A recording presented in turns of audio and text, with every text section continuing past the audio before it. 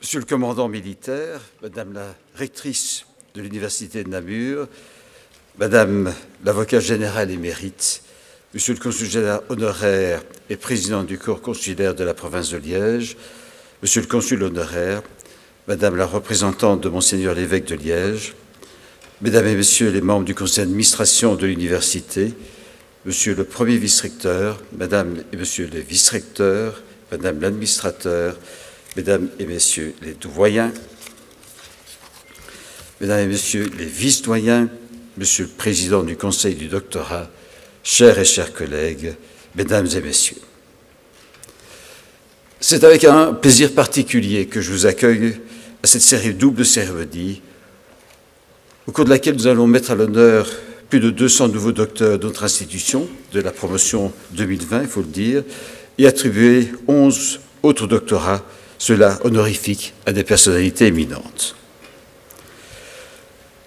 Je n'ose affirmer que cette combinaison est spécifique à l'Université de Liège, mais elle n'est certainement pas courante et, je pense, pleine de signification. La cérémonie aura un caractère légèrement répétitif, puisque pour chacune de nos 11 facultés, nous allons proclamer les docteurs avec thèse, remettre les insignes de doctoris causa à la personne proposée par la faculté, précédée d'une petite présentation de ce doctoris causa par le parrain, et écouter une brève intervention du nouveau doctoris causa que nous lui avons demandé d'adresser aux jeunes docteurs récemment diplômés. Mais avant cela, et en guise d'introduction, je voudrais partager avec vous quelques réflexions sur la recherche et les motivations des chercheurs. Je commencerai par une anecdote vécue il y a déjà plusieurs dizaines d'années lors d'un exposé scientifique dans mon domaine, qui est l'informatique. C'est un exposé plutôt assez théorique, où l'exposé touchait à des structures, une structure mathématique qui permettait de représenter un certain nombre de données ou d'informations.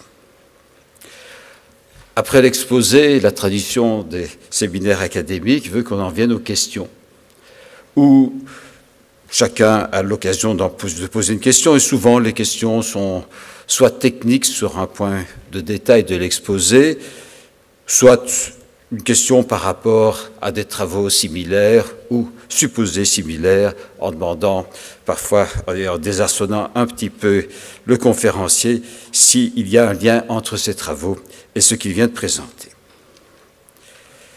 Lors de cet exposé, la partie question était un peu calme, il n'y avait pas grand-chose qui était dit, et puis soudain, quelqu'un se lève, donc c'était aux États-Unis, et dit dans la langue du pays une question très simple, « So what ?» Je traduirai en français par « Et alors ?»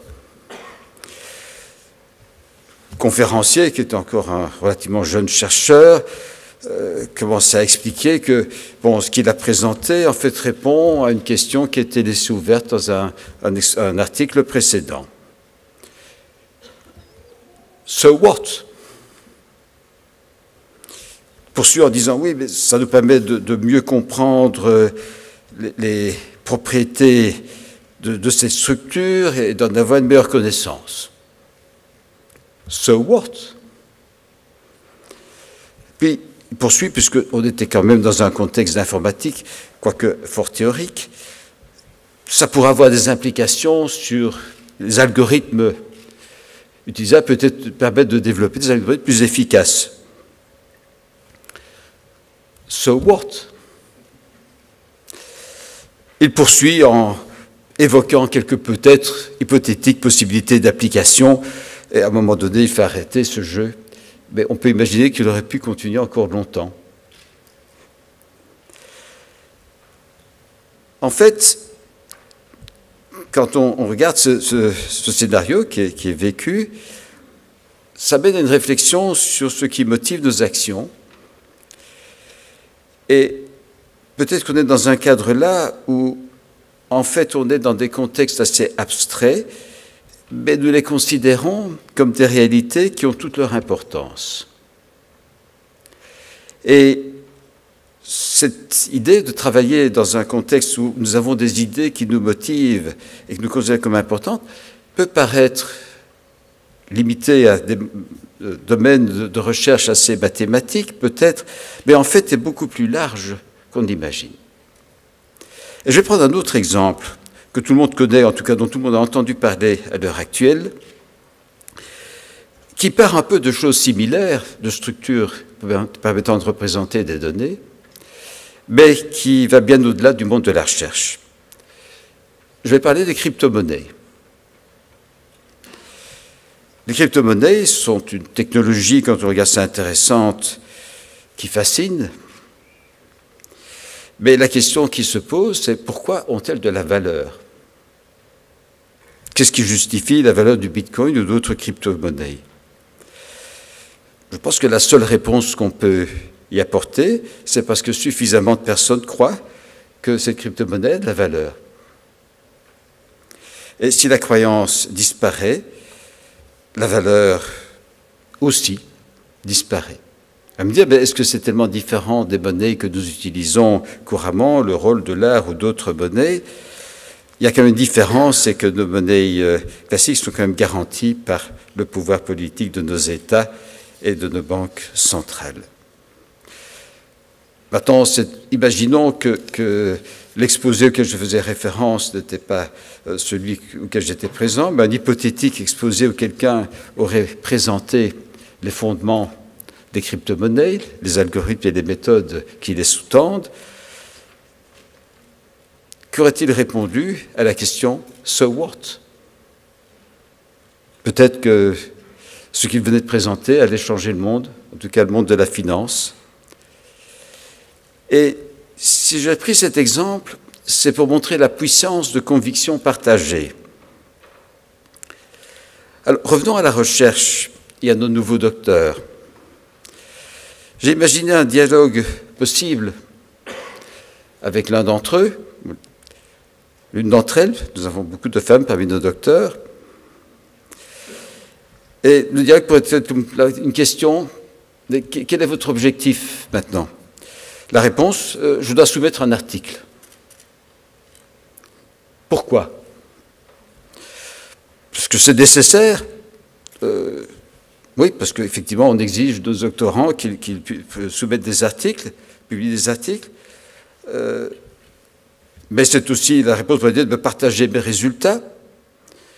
Et pourquoi? Pour que ce soit lu, on pourrait être cité par d'autres. Est-ce qu'on n'est pas là dans une logique où on est dans un monde abstrait, où on publie des articles pour qu'ils soient cités par d'autres articles, qui vont même citer d'autres articles, et la chaîne ne s'arrête jamais? Est-ce comme la crypto-monnaie, ou les crypto-monnaies, un monde abstrait qui pourrait s'écrouler? Si la réponse à la question était positive, je ne serais probablement pas ici. En tout cas, si j'en avais la conviction, je serais dans une position extrêmement confortable à vous parler aujourd'hui en tant que recteur d'une université.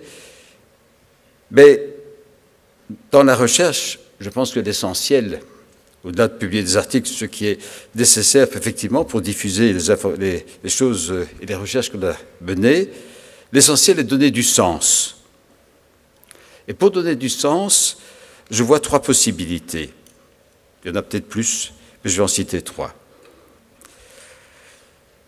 D'abord, c'est créer une autre vue, si possible la plus élégante possible, et plaisante du monde ou d'une partie du monde qui nous entoure et des choses auxquelles nous sommes confrontés régulièrement. C'est une vue qui nous aide à voir les choses autrement. D'une certaine façon, c'est un peu similaire au travail de l'artiste, qui souvent représente le monde et en donne une vue différente. Mais une vue différente qui apporte quelque chose de par son esthétique. Et dans la science, l'esthétique de ce que nous présentons, de la façon dont nous concevons notre représentation du monde, a aussi toute son importance, et c'est aussi une source de plaisir. Donc la recherche a du sens, parce qu'elle apporte le plaisir d'avoir une vue peut-être plus claire, ou qui nous apprend quelque chose au sujet du monde. Une autre façon de donner du sens, c'est de développer des idées ou des connaissances qui seront partagées et changeront notre façon de voir les choses, changeront notre comportement. On va me dire, c'est peut-être le cas de la philosophie, mais pas uniquement, et loin de là. Je vais prendre un autre exemple, l'astronomie et des développements plus récents, qui sont notamment la découverte d'exoplanètes, le sujet dans lequel notre université était fort active. On cherche des exoplanètes, on en trouve, et maintenant on se pose la question de savoir, est-il de la vie sur ces exoplanètes? L'impact immédiat sur notre planète à nous et ce qui se passe ici est probablement extrêmement limité si on découvre cette vie, mais l'impact sur notre vue de notre place dans l'univers, sur ce que nous sommes, risque d'être fort important. Ça peut changer notre façon de voir le monde. Je dirais qu'il en va de même, par exemple, de notre connaissance d'autres espèces, du fait que maintenant nous savons que les espèces ne sont peut-être pas tellement différentes. Les mécanismes de base, en tout cas dans tout le monde du vivant, sont les mêmes. Les mécanismes génétiques sont les mêmes. Et quand nous nous comparons à des espèces assez proches, on peut parfois se demander, sommes-nous vraiment différents? Ça met aussi en cause notre place dans le monde. Si je cite ces exemples, c'est pour de nouveau revenir sur la puissance des idées et des convictions partagées. Ces convictions partagées sont ce qui fait bouger notre société, bouger notre monde. J'ai annoncé 3 possibilités, il en reste une 3e.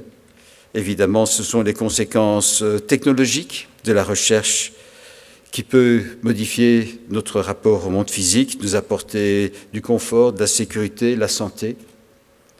C'est souvent ce qu'on cite en premier lieu, mais bien que je sois du domaine technologique, je pense qu'il était important de mettre en évidence les 2 autres sens à donner à notre recherche. J'en reviens maintenant à nos docteurs honoris causa. Pour chacun, il y aura une présentation de leur parcours et de leur contribution. Mais si je voulais, en une phrase, synthétiser pourquoi nous les avons choisis, pourquoi ils sont ici, je dirais simplement, c'est qu'ils ont pu donner du sens à leur recherche.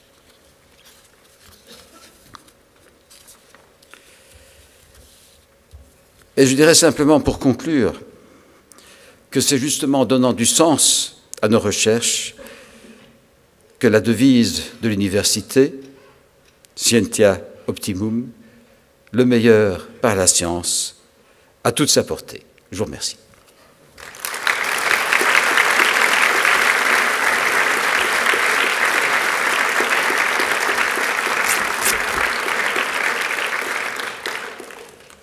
Je vais maintenant passer la parole au professeur Dominique Longré, président du Conseil universitaire du doctorat.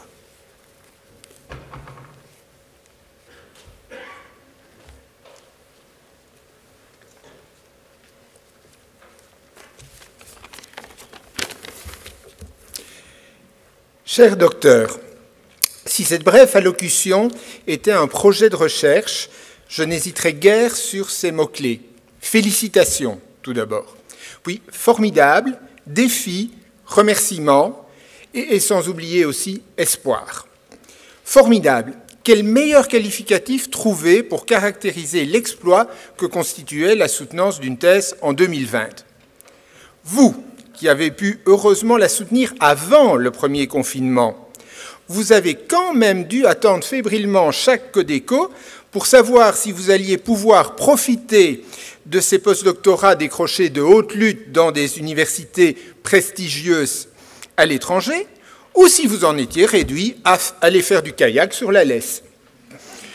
Vous, dont le projet doctoral se poursuivait, vous ne deviez certes plus vous préoccuper des bouchons au Sartillement ou du parking en centre-ville, mais bien des interférences incongrues qui risquaient de perturber la session life-size de votre soutenance. Devenir docteur en 2020, un véritable défi.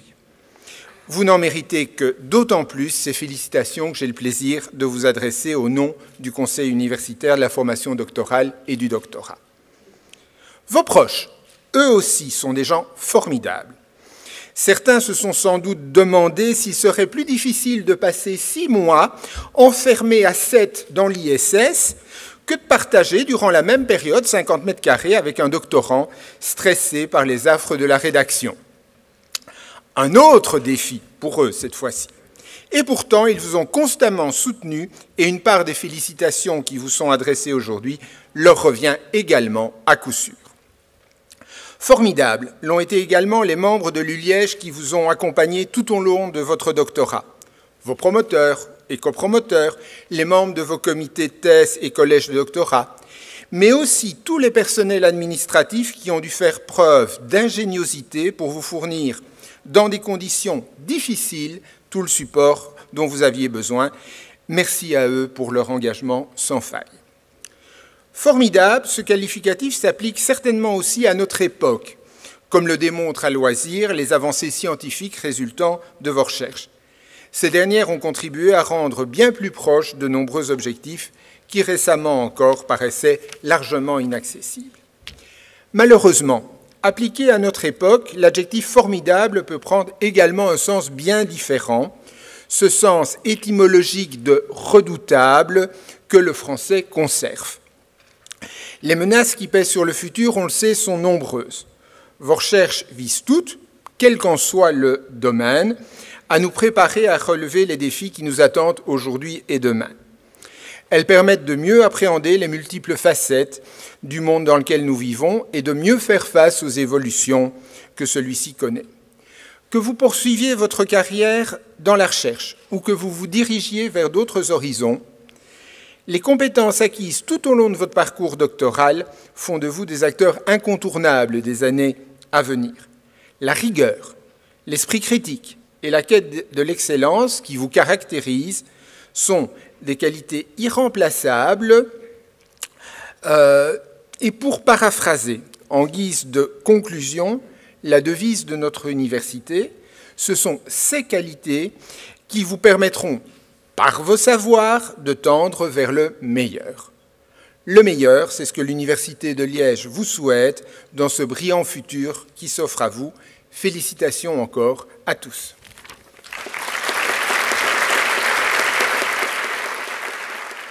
Passer sa thèse en 2020, c'est faire preuve de résilience. C'est s'adapter. Du partage. La flexibilité. Adaptation. C'était des montagnes russes.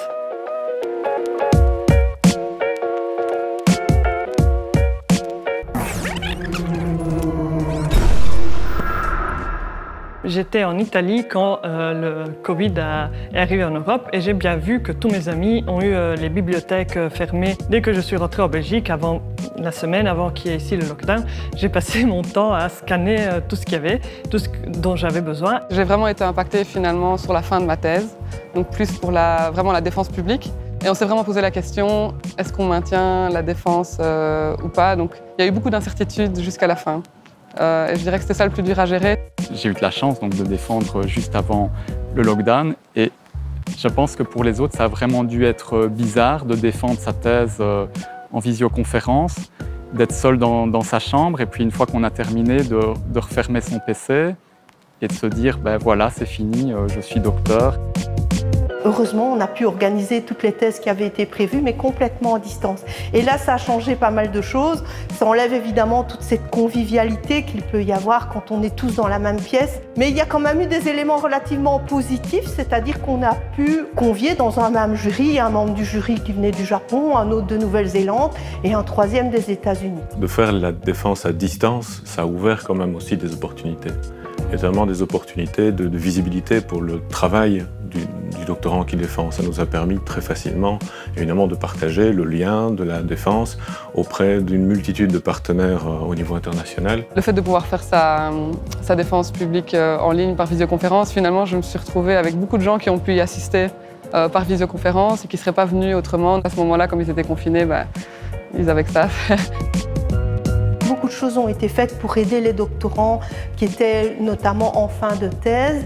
On a aidé beaucoup de doctorants étrangers qui se sont parfois retrouvés dans des situations compliquées, parfois sans papier parce que leur visa était arrivé à échéance ou sans financement parce que leur bourse était arrivée à échéance. La difficulté, elle a été avant tout psychologique. Alors, faire sa thèse et la mener jusqu'au bout, c'est toujours une épreuve psychologique. Notre rôle alors est d'arriver à accompagner ce stress et à sentir quand le doctorant est en train de craquer ou a besoin justement d'être soutenu. À la moindre difficulté, ma copromotrice était disponible pour répondre à mes questions, mais aussi pour me soutenir, même émotionnellement. C'est vraiment une expérience, une collaboration qui a été fructueuse et qui le restera, et ça, je pense que ça n'a pas de prix. On avait eu des retours sur des difficultés, notamment liées à l'isolement, au sentiment de ne pas être assez efficace dans l'avancée de sa recherche, etc. Et du coup, on a pu proposer des ateliers qu'on a appelés Zen en thèse. C'est des ateliers qui veulent en fait combiner tout ce qui est bien-être pendant la thèse, mais aussi renforcer ses compétences professionnelles. Aujourd'hui, où j'en suis, j'ai été engagée ici par le Centre hospitalier universitaire de Liège en personnel scientifique, donc je peux continuer à faire de la recherche dans un milieu clinique. Je vais commencer maintenant professeur pour les humanités numériques à la faculté de lettres de Leuven. J'aimerais bien pouvoir continuer, bien sûr, la recherche aussi que j'ai commencé avec ma thèse. Aujourd'hui, je développe des projets de parcs éoliens en mer. Pour la suite, finalement, c'est assez simple d'un point de vue professionnel, c'est continuer à apprendre. Après le doctorat, la formation n'est pas finie. Tous les jours, avec les nouveaux projets, on a de nouveaux défis à relever, donc toujours continuer à apprendre.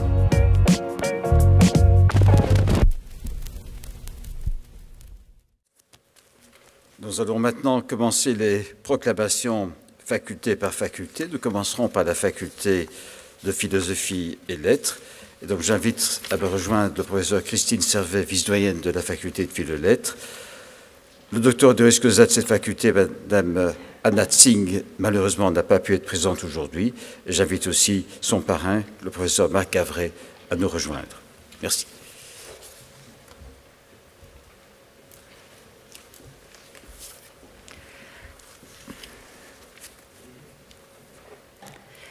Bonjour à toutes et à tous. Je pense moi aussi que cette année, tous nos docteurs méritent vraiment nos félicitations particulières et notre admiration pour avoir achevé leur thèse au beau milieu de la crise sanitaire, isolés sur Life Size, et pour certains défendant même, comme on l'a vu, leur thèse sur Life Size.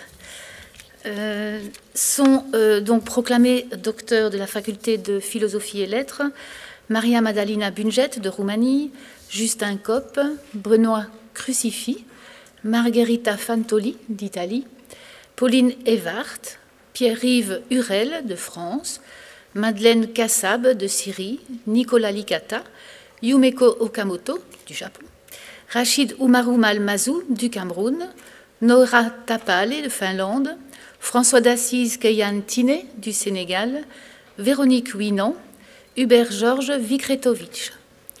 Enfin, il me faut dire ici un mot en particulier pour proclamer l'un de nos docteurs, M. Mimoun Derfoufi.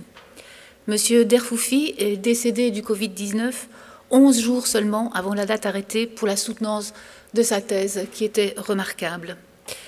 Il avait, m'a rapporté sa codirectrice de thèse, le désir entêté, m'a-t-elle dit, d'être docteur de l'Université de Liège. Il a été déclaré docteur à titre posthume sur proposition unanime de son jury de thèse et de la faculté. J'appelle donc ici Madame Hajar Derfoufi à me rejoindre afin de lui offrir l'écharpe de docteur destinée à son père, que la faculté de philosophie et l'université sont extrêmement fiers de pouvoir lui remettre aujourd'hui. Et je propose d'applaudir tous ces docteurs.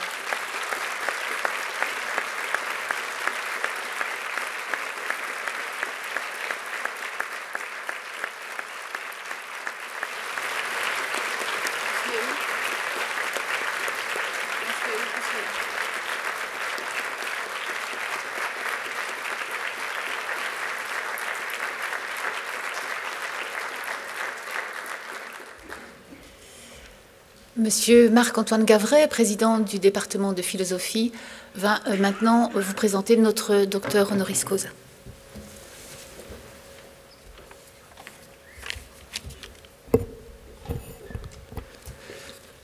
Si la faculté de philosophie et lettres a choisi de mettre à l'honneur aujourd'hui une anthropologue, ce qui ne va pas de soi, Anna Tsing, c'est pour un travail novateur et bouleversant, l'ethnographie d'un champignon. The Mushroom at the End of the World, suit en effet les pérégrinations du Matsutake, ce champignon qui croît dans des paysages perturbés par l'activité humaine, notamment dans des forêts que l'exploitation a laissées à l'état de ruine. Pour interroger la possibilité d'une vie dans ces ruines du capitalisme, l'anthropologie d'Anne Natsing s'intéresse moins aux représentations du Matsutake qu'elle ne porte sur la pluralité des mondes que ce champignon contribue à façonner réellement. Si le Matsutake peut faire monde de façon exemplaire, c'est qu'il est expert en symbiose. Il est passé maître dans l'art de varier les modes d'existence. Pour en décrire les 1000 tours, Anne Natsing mobilise ainsi, et souvent renouvelle, la philosophie de la biologie, l'anthropologie des sciences et des techniques, tout autant que les relectures féministes de l'accumulation primitive. Convaincue que le grand récit du progrès est en bout de course et que les histoires d'apocalypse n'en constituent qu'un double inversé et tout aussi stérile, Tsing explore des structures narratives inédites pour raconter autrement le présent et y déceler quelques lueurs d'espoir. Elle déploie une narration fragmentée qui inquiète les partages entre histoire et concept, particuliers et universels, images et textes. Le travail d'Anne Natsing est ainsi une contribution majeure à la recherche de nouvelles formes d'enquête et de narration spéculative.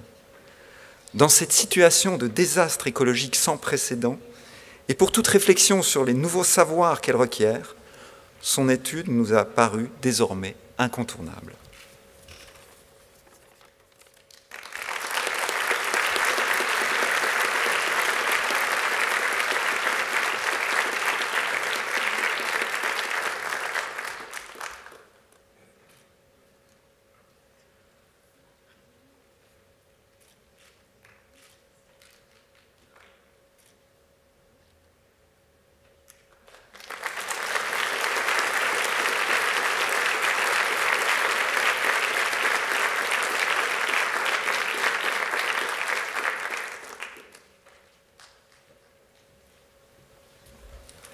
C'est la première faculté, on est un peu au rodage.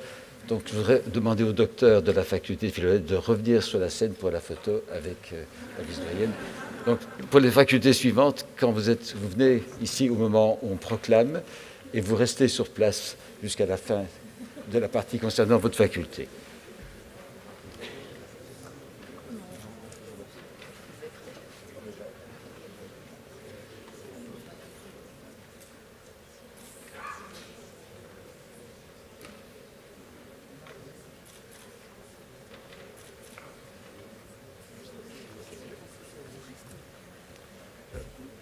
Madame Tsing n'est évidemment pas là pour prendre la parole, mais elle a préparé une vidéo que je vous invite à regarder.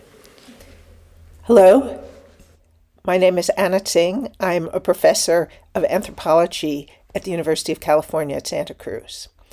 I want to congratulate all of you heartily for the PhDs that you've earned, and I want to wish you a long, productive, and exciting scholarly career. I hope you'll take the time now to enjoy your achievements, which you've worked so hard for. Meanwhile, as you go forward, as you pursue your own research, don't forget to build the kind of scholarly community that will make your work worthwhile. Too often, we scholars focus so closely in on our own interests that we forget that it takes an intellectual community to make our work really matter. We can fulfill our own research objectives, but without that community, we can hardly get that sense of excitement and significance that we can together with others. So share your work, read that of others, and start building bridges with other scholars and those outside of the academy to make your work worthwhile. Don't worry too much about disciplinary boundaries or the legacies of your training. Sometimes bridges across those kinds of differences can bring the work to life. So as you go forward, take a moment to congratulate yourself, work to continue your scholarly objectives, and build that world where your research might matter.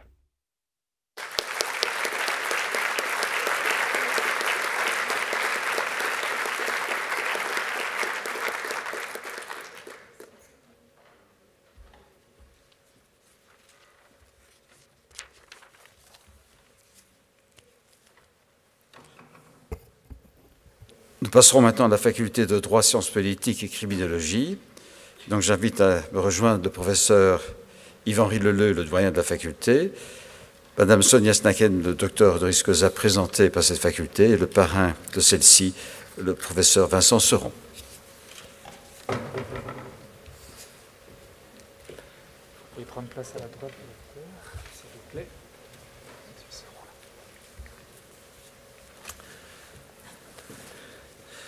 Mesdames, Messieurs, je me joins aux mots de la vice-doyenne de la faculté de philosophie et lettres pour féliciter tous les docteurs de notre faculté pour avoir pu terminer leur thèse dans les circonstances que l'on connaît. Et je mets à l'honneur 5 docteurs de notre faculté, Madame Justine Contor, Monsieur Liridon Lika, Monsieur Adrien Mack, Monsieur Lucas-Jan van der Baren des Pays-Bas, Monsieur Antoine van den Bulk. Je les invite à se présenter.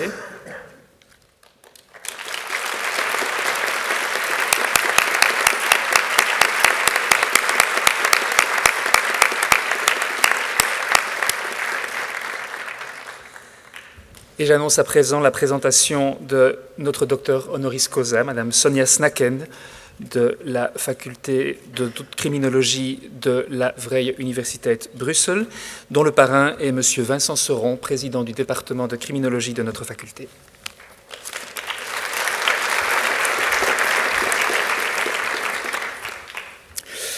Mesdames et messieurs, chers collègues, cher Wim, chère Sonia, la vie d'un chercheur universitaire est jalonnée de grands moments. Et l'immense joie et honneur de vous présenter Sonia Snaken en est indubitablement un. À l'instar de notre collègue Georges Kellens, la professeure Snaken fait partie de ces grands noms de la criminologie belge dont l'aura a largement transcendé les frontières de notre État. Chercheur de haut vol, ses travaux ont fondamentalement marqué le domaine de la pénologie et traduisent avec richesse et fécondité une vision intégrant approche empirique et background théorique. Mais limiter les mérites de Sonia Snaken à ses incontestables et incontestées qualités scientifiques serait réducteur. Comme le sous-titrait le Liber Amicorum, publié récemment à l'occasion de son éméritat, Sonia Snaken est aussi humaniste et engagée.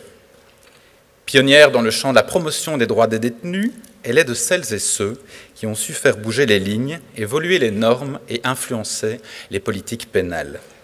Personnalité inspirante pour de nombreuses générations de chercheurs et de praticiens, Sonia Snaken n'a jamais hésité à mettre ses compétences au service de la société, une société que l'on souhaiterait plus juste et plus respectueuse de la dignité de toute personne humaine.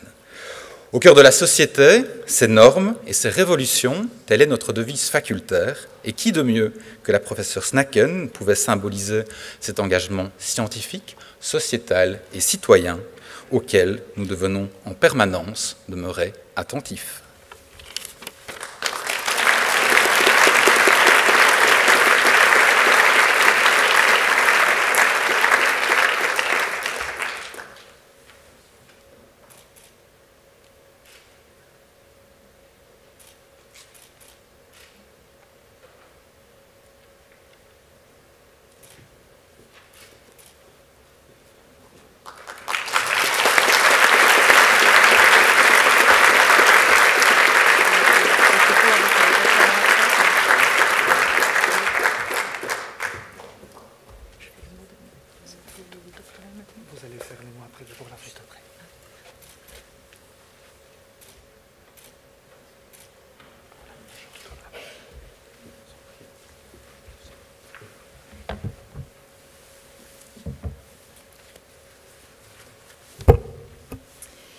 Félicitations, bien sûr, aux doctorants pour ces bel accomplissement d'une double aventure, une aventure scientifique et personnelle. Scientifique parce que, comme disait Michel Foucault, quand on travaille en recherche, on ne sait pas où nous allons aboutir. Ça peut amener beaucoup d'inquiétudes. Peut-être avez-vous eu envie, à un certain moment, de tout jeter par la fenêtre. Mais vous avez persévéré et c'est là où c'est aussi une aventure personnelle.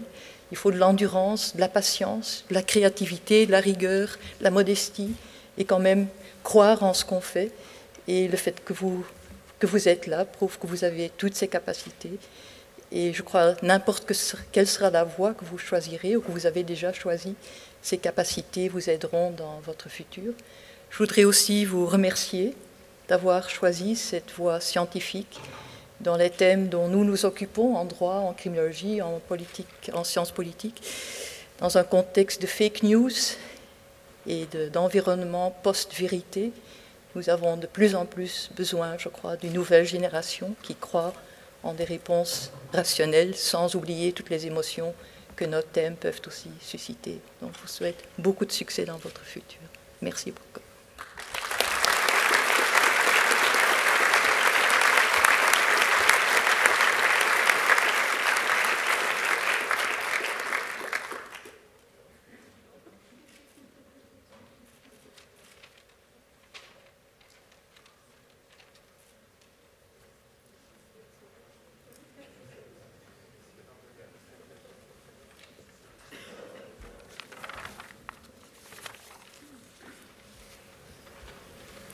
Nous passons maintenant à la faculté des sciences, et donc j'appelle le professeur Pascal Poncin, doyen de la faculté, le docteur honoris causa présenté par la faculté, Madame Valérie Masson-Delmotte, et Monsieur Xavier Fetways, le parrain de ce docteur honoris causa.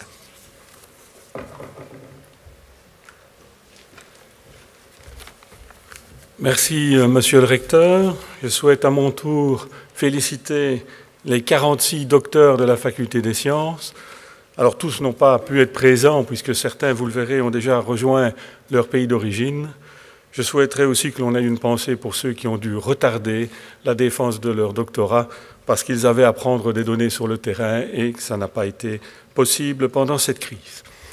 Alors, sont proclamés docteurs Gemma Amakran, Sahat Amini, Iran, Jacques Amakran, Maroc, Khalid Barkaoui, Maroc, Nicole Berne, Sylvain Blanco Alvarez, Adrien Beuz, Madeleine Boulanger, Antonin Bousben, France, Cyril Carré, France, Stéphane Coberc, Willy Champenois, Mégane Colonval, Marjorie Dauvin, Laurent de Rutter, Daon Thi Quay, Vietnam, Mélanie Dussen, France, Nicolas Esragui, France, Eva Gazan, France, Romaric Gérardi, Amandine Gillet, Thomas Jungers, Geoffroy Kézin, Despona Kersey-Lidou, Grèce, Arnaud Lavergne, Baptiste Lebourg, France, Corentin Laurent, France, Lou Tao Nguyen, Vietnam, Alain Merci, Élise Monsieur, Romain Neuville, Safé Oumni, Maroc, Siepal, Burkina Faso, Alexandre Peters, Agostinho Luis Pereira Lemos, Portugal, Cam Ngong Phan, Vietnam, Audrey Planté, France, ou Plante, France, Elisa Pleuger, Birkam Pradhan, Inde, Bernard Saboun Chimike, Burundi, Michael Marcus Niklaus Schmidt, Allemagne, Antoine Simon, Nelly Tsibalonza Ntumba, République démocratique du Congo, Sophia Marie Johan Ulysse Haïti, Stéphane van der Wildenberg, Charlotte van der Meulen et Yangju Xiang-Xin.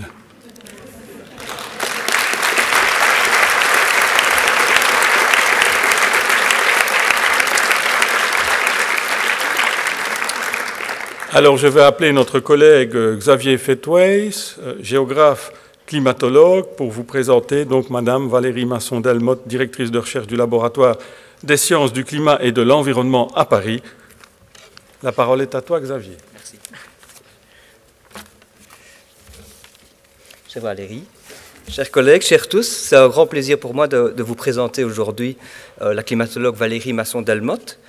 Donc, elle est diplômée de l'École centrale de Paris et elle présente sa thèse de doctorat en 1996 sur l'étude du climat de l'Holocène moyen, une période climatique, à l'aide du modèle de circulation générale de l'atmosphère. En 1998, elle intègre le LSCE à Paris, où elle dirige une équipe d'une vingtaine de personnes travaillant sur les calopes polaires et l'étude des paléoclimats. Pour ses recherches exceptionnelles en modélisation du climat et étude des changements climatiques, Valérie a obtenu plusieurs prix prestigieux, dont le prix Irène Joliot-Curie en 2013, dans la catégorie Femme scientifique de l'année. En 2018, elle est sélectionnée par le journal très connu Nature comme l'un des 10 chercheurs ou chercheuses ayant marqué le monde cette année-là. Elle reçoit la médaille d'argent du CNRS en 2019 et enfin en 2020, elle a obtenu la médaille Milankovitch de l'European Geoscience Union, le GU.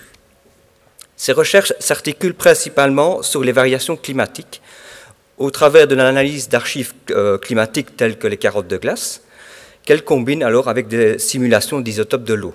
Ce sont des matières pour lesquelles notre université a une certaine expertise et ce qui explique d'ailleurs pourquoi elle est co-auteure de nombreuses de nos publications. Son expertise est reconnue internationalement et cela lui a valu d'intégrer et maintenant de présider différents groupes du travail du GIEC, le groupe d'experts du climat, pour le 4e, 5e et 6e rapport du GIEC qui vient de paraître et pour lesquels elle était coprésidente. Malgré ce CV prestigieux, Valérie est de très loin, n'a pas du tout l'image du scientifique cloîtré dans son bureau. Non, elle a œuvré et elle œuvre toujours énormément au partage et à la transmission de la science à la destination de la société, mais aussi du jeune public, encore ce matin, à 8h30, au B8. Voilà, merci. Elle a notamment écrit 3 livres pour les enfants, mais aussi une quinzaine d'ouvrages pour le grand public, afin de sensibiliser le monde au changement climatique du passé et du futur. Merci beaucoup et bravo.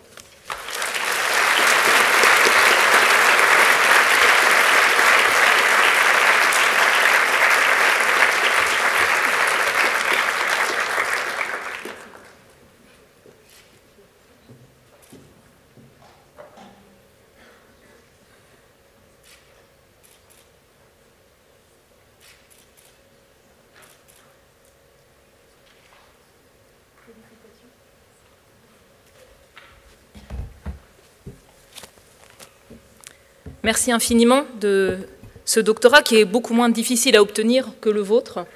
Félicitations à vous. Je me souviens en fait toujours avec émotion du moment où j'ai soutenu ma thèse, il y a 25 ans.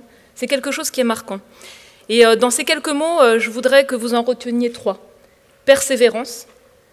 Peut-être le meilleur apprentissage d'une thèse, c'est d'essayer, d'échouer et d'avancer. Et c'est quelque chose qui est une source d'inspiration après, pour sa vie personnelle et pour sa vie professionnelle. Le deuxième mot, c'est universalité.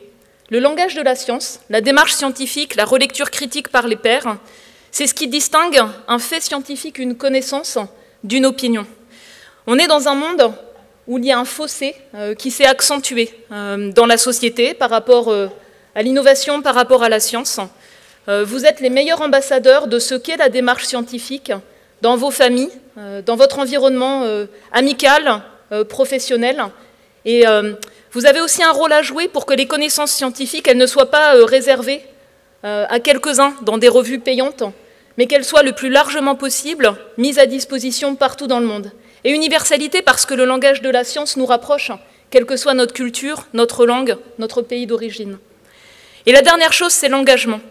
Quand j'étais doctorante, j'ai eu la chance d'avoir un financement payé par les impôts des gens, en fait, pour faire ce qui me tenait à cœur, ce qui me passionnait, connaître et comprendre les climats passés. Et du fait de cette chance, de pouvoir pendant 3 ans être rémunérée pour une recherche pilotée par la curiosité, j'en ai tiré un sens du devoir rendre à la société.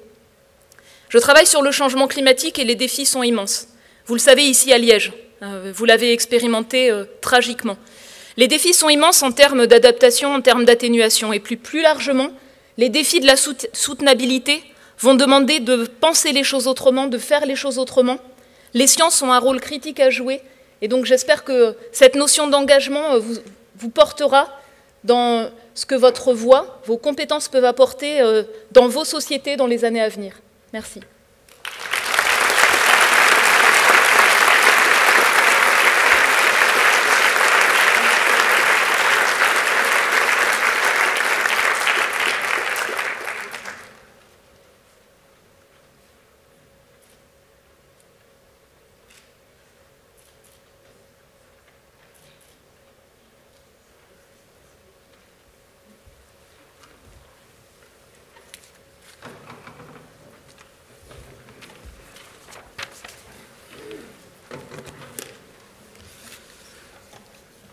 Nous passerons maintenant à la faculté de médecine.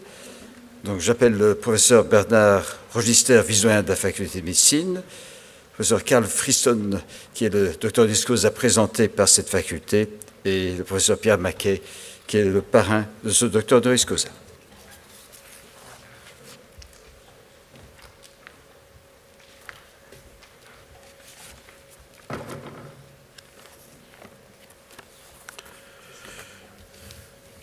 Bien, je vais donc proclamer les 43 docteurs en faculté de médecine. Pendant ce temps, donc, je demanderai aux doctorants de venir prendre place ici sur l'estrade. Gudistan Agirman, Charlène Aubinet, Coralie Belfroy, Marine Belfroy, Diane Bruyère, Laetitia Buret, Vincent Castiglione, Alexia Charles, Mathieu Claveau de France, Laurent Davin, Marjolaine de Kuiper, Charlotte Delage, Raluca Elena Dulgheru de Roumanie, Élodie Dumont, Giulia Gaggioni de Suisse, Anne Gallet, Adrien Godefroy, Céline Grégoire, Emen Alouani de Tunisie, Sophie Jacques, Mouassa Patoka Kalonji, Caroline Le Goff, Frédéric Lecomte, Nicolas Lejeune, Maude Liégeois, Médéa Loquet, Émilie Lomers, Géraldine Louis, Géraldine Martens, Don Jetro Mavungulandu de la République démocratique du Congo, Marie Maoué, Angela Maria Merli, Audrey Neupré, Laure Noël, Florent Porquet de France, Gilles Rademacher, Leila Sali, Margot Sambon, Stéphane Six, Perceval Sontag, Willemijn van Erp des Pays-Bas, Christelle Vercheval, Giulia Virginia Votero d'Italie. Je vous félicite toutes et tous.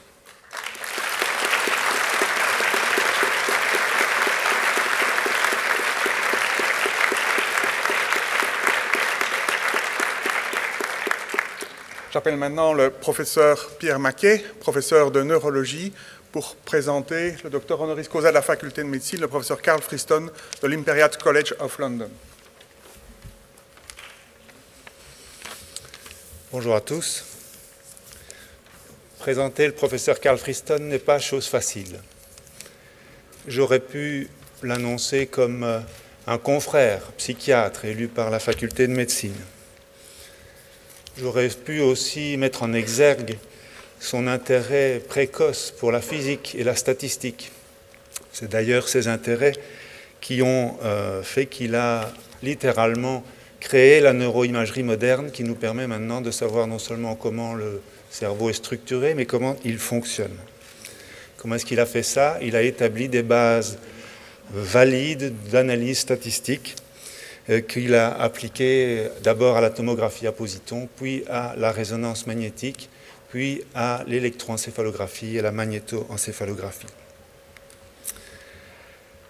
Ces statistiques, pour lui, ce n'est pas des P inférieurs à 0,5, ce sont des modèles du monde.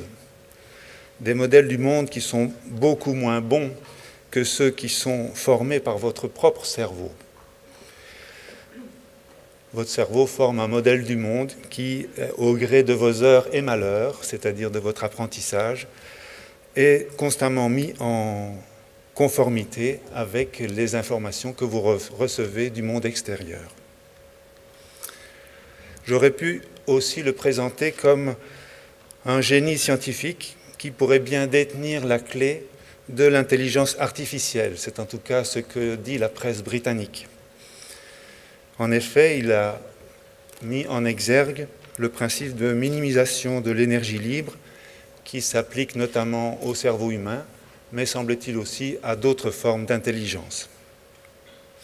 Mais finalement, je préfère l'introduire comme un ami dont la bienveillance et la gentillesse sont aussi remarquables que son génie.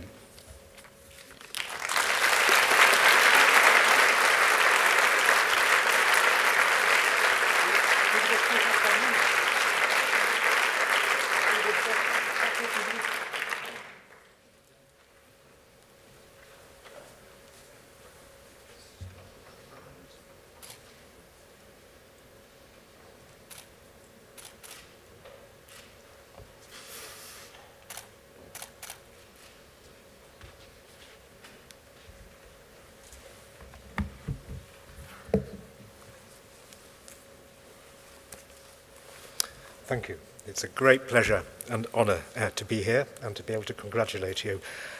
I should start with an apology for being English. Most of us have an inborn error of metabolism, which means we can't speak foreign languages. So I'm very sorry about that. I'm going to speak in English. But I repeat, it's a great pleasure to be able to speak to you. I think most people would acknowledge these have been the worst of times and the best of times for you. And we've seen that beautiful video, the travails and difficulties which you must have all been experiencing. But on the other hand, these are also going to be the best of times. The coronavirus crisis has shown us that the new warriors, the new heroes are the scientists, the healthcare professionals, the virologists, the statisticians, people like you who have led us and defended us. And I think that story is going to continue. These are times of change with global warming, climate change, advances in every field, in my field, and to artificial intelligence. These are times of change. You will be the authors of that change, and I wanted to wish you the very best of luck, and again, congratulations.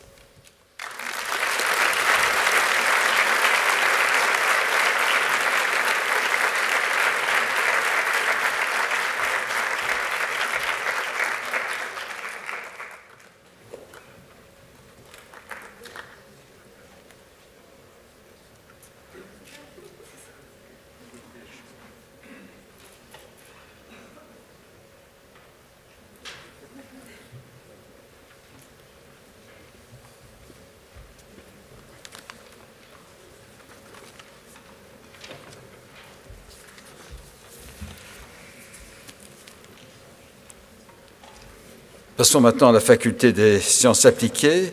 Donc j'appelle son doyen, le professeur Éric Dellet, doctoris causa présenté par la faculté, Madame Sabine Barlès, et le parrain de celle-ci, le professeur Jacques Teller.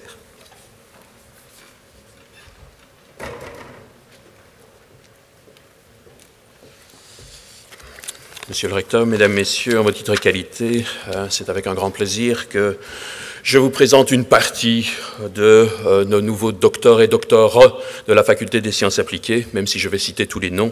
Vous comprendrez, d'après leurs origines très diverses, qu'ils ne pouvaient être ici tous et toutes ce matin. Donc je vous inviterai à rejoindre la scène. Mahmoud Eid Mahmoud Abdelrahman, Égypte. Amin Ben Tayeb, Tunisie. François Bertrand. Dominique Böhmer. Kevin Bultwis, Gilles Chaspierre, Anthony Chioppa, Charlotte Coleman, Adrien Crovato, Marina D'Antimo, Italie, Ahmed Debit, Algérie, Pouyan Ebrahim Babaï Varnos Faderani, Iran, Chelda Exantus, France, Eduardo Fernandez Sanchez, Chili, Clarence Fisfis, Renaud Franzen, Javier Galvez Buezo, Espagne, Adèle Grelier, France, Hussein Gunner, Benjamin Logros, France, Julien Leclerc, Kim Liégeois, Arthur Lismonde, Isabelle Mainz, Grand-Duché de Luxembourg, Carlos Mendoza Garego, qui nous vient d'Espagne, Ola Nikolenko, Ukraine, Philibert Nchimimana, Rwanda, Vinayak Ashok Pashkawad, Inde, Piotr Prochon, Pologne, Ramin Rabani, Iran, Nicolas Régibaud, Nicolas Tatar, Monténégro, Jérôme Tchoufak-Tchoudiang, Rémi Tilquin, Constance Heutebroek et Vincent Heutendal. I extend to you my warmest congratulations and I thank you for taking your first step in research with us.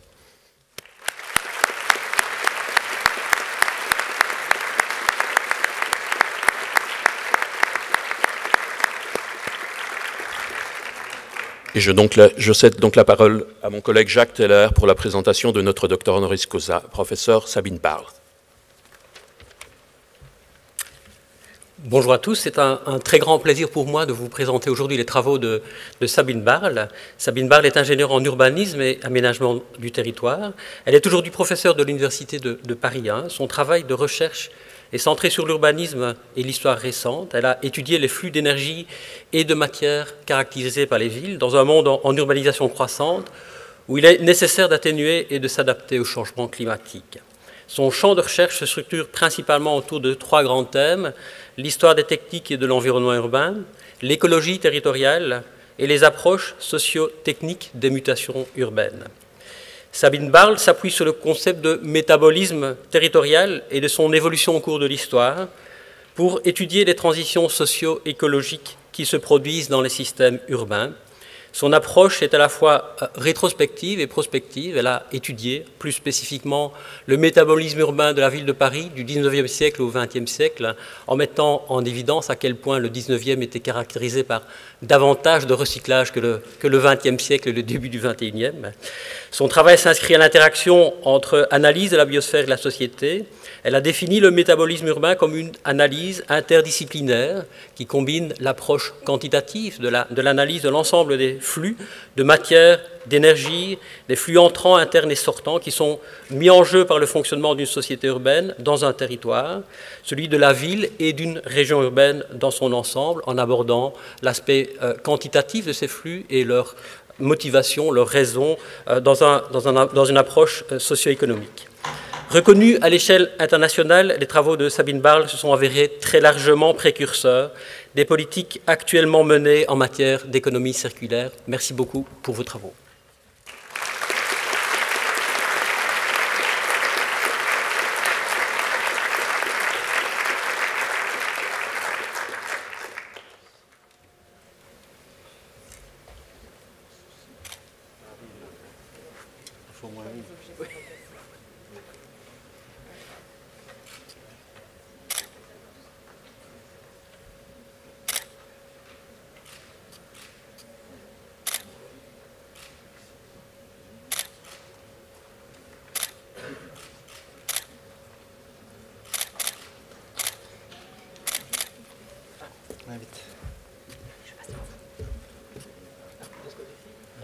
Monsieur le doyen.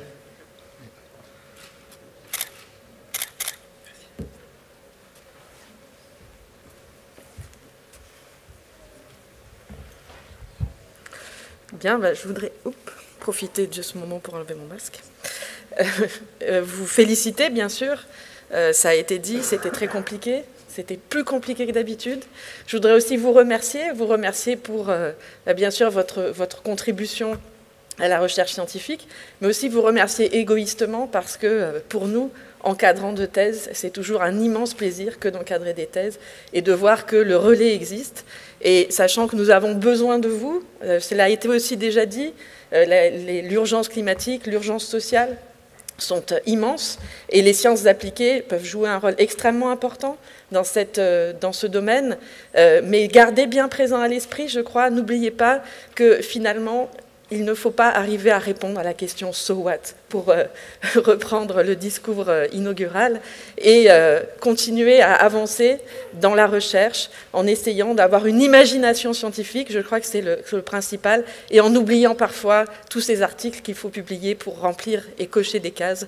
Et donc, je vous souhaite une excellente continuation, que ce soit dans la recherche ou dans l'action. Enfin, la recherche est aussi une action d'ailleurs. Et donc, merci.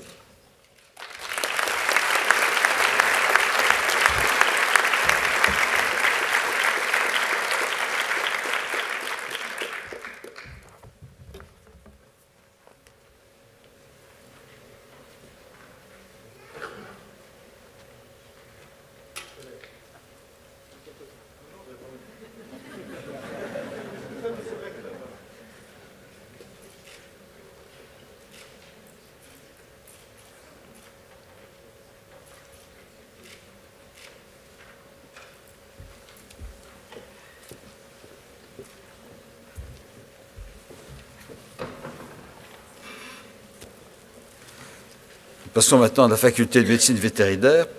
Je peux déjà vous annoncer qu'après celle-ci, nous aurons un intermède musical. Alors pour la faculté de médecine vétérinaire, j'appelle le professeur Laurent Gillet, vice-doyen de la faculté, le docteur honoris causa, le professeur Peter Vischer, et son parrain, le professeur Michel Georges.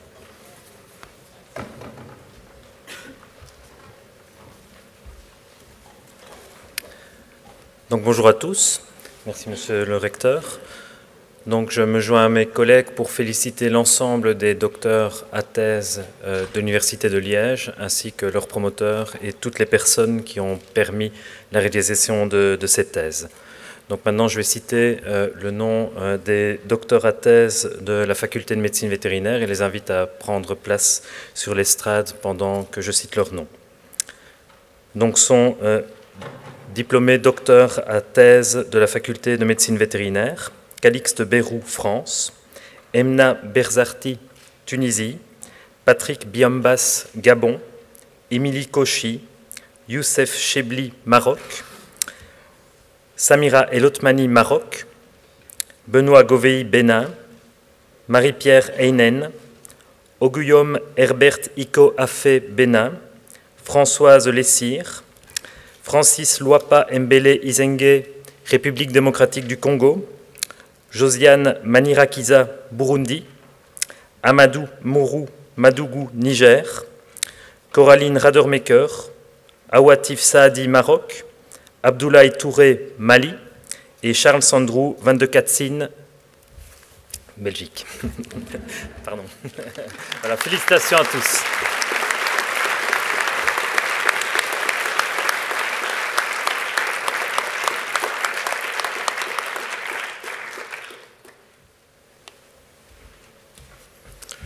Bonjour. Dans notre conscient collectif, génétique rime, je crois, avec Mendel.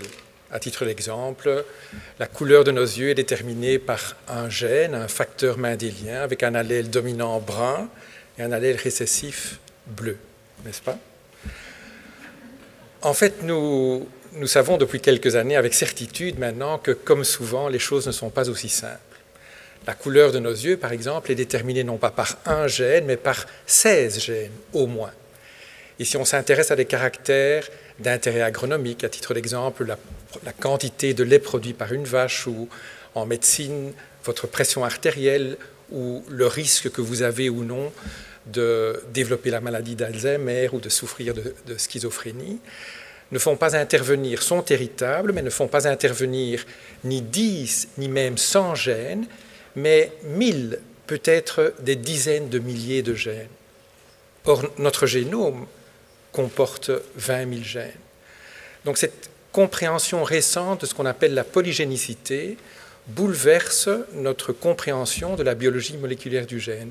Est-il concevable que quasi l'entièreté de nos gènes influence quasi l'entièreté de nos phénotypes? Elle bouleverse notre compréhension de ce qu'on appelle l'adaptabilité, la façon dont les organismes sont capables de s'adapter à virtuellement n'importe quel challenge environnemental. Cette prise de conscience a déjà des effets translationnels que l'on qualifie de révolution. En agriculture, par exemple, la sélection des végétaux et des animaux se fait aujourd'hui par un processus que l'on appelle la sélection génomique, qui est une véritable révolution qui a eu lieu au cours des 10 dernières années.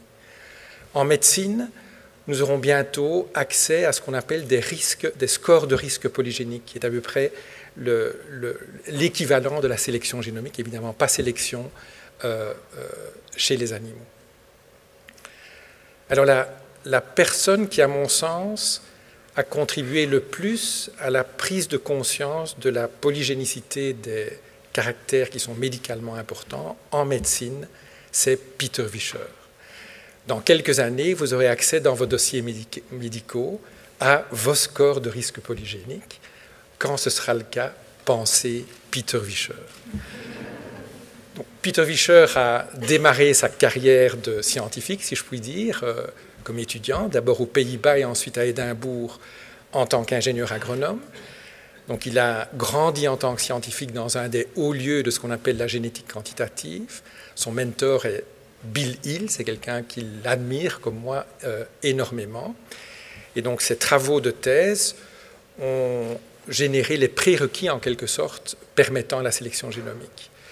Mais ensuite, il a émigré avec sa femme Naomi Rae, qui est une génétique de renom également. Il a émigré en Australie et il a basculé de la génétique animale à la génétique humaine. Et il est devenu en quelques années un des scientifiques les plus influents dans ce domaine. Et donc je crois que c'est un réel honneur pour la cause de la faculté de médecine vétérinaire, mais également pour l'Université de Liège de compter Peter parmi nous. Alors vite en anglais, Peter, my sincere apologies for putting you on the spot without saying anything. J'ai dit il y a 10 minutes à Peter qu'il devait s'adresser aux étudiants. Je suis sûr qu'il fera ça brillamment.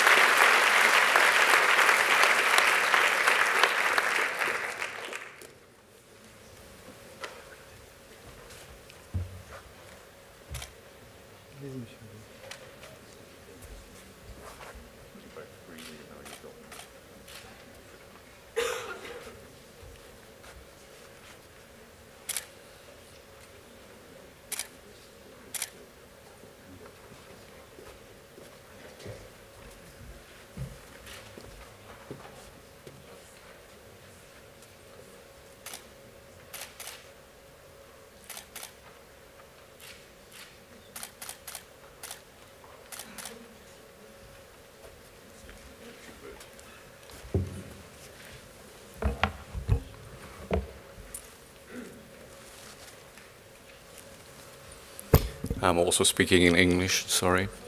I would like to start by thanking the university for this incredible honor bestowed upon me. And of course, big congratulations to the graduates today, not just those on the podium, but everywhere else in the auditorium, for attaining this incredible milestone in your life. You've been awarded the degree of PhD, Doctor of Philosophy. Doesn't that sound wonderful? I think so. I also want to really say congratulations to all your loved ones, your family and friends who have supported you over many years. In particular, as we've heard over time, that may have been quite tough. So congratulations to all of you as well. I don't have a great sort of words of wisdom, at least not over and above what's been said before. I just hope, all of you, like me, in 30 years' time, I'm dating myself here, that you'd look back on your PhD and think, actually, this was one of the best times in my life. Congratulations.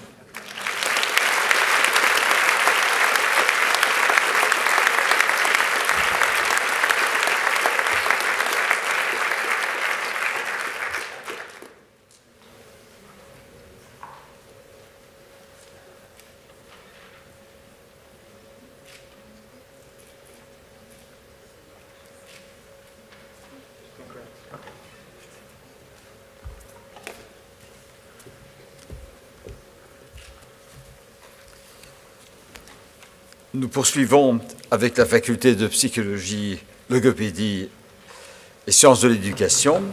Et j'invite sa doyenne, la professeure Isabelle Ancet, le docteur d'excuse présenté par cette faculté, Madame Dorothy Vera Margaret Bishop, et le parrain de celle-ci, le professeur Steve Bagérus.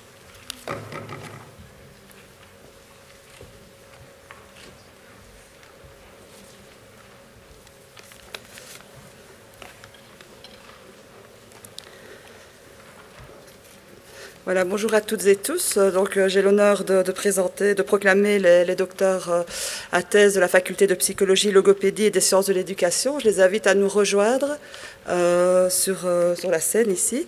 Donc, sont proclamés docteurs en sciences psychologiques et de l'éducation Adrien Folleville, Gilles Fossion, Jessica Gilles-Soul, Charlotte Grégoire, Victoria Leclerc, David Lopez Rodriguez d'Espagne, Justinas Narbutas de Lituanie, Rosa Puglia, Isabelle Sarah Schiller d'Allemagne et Bénédicte Tonon. Je vous félicite pour votre travail de doctorat.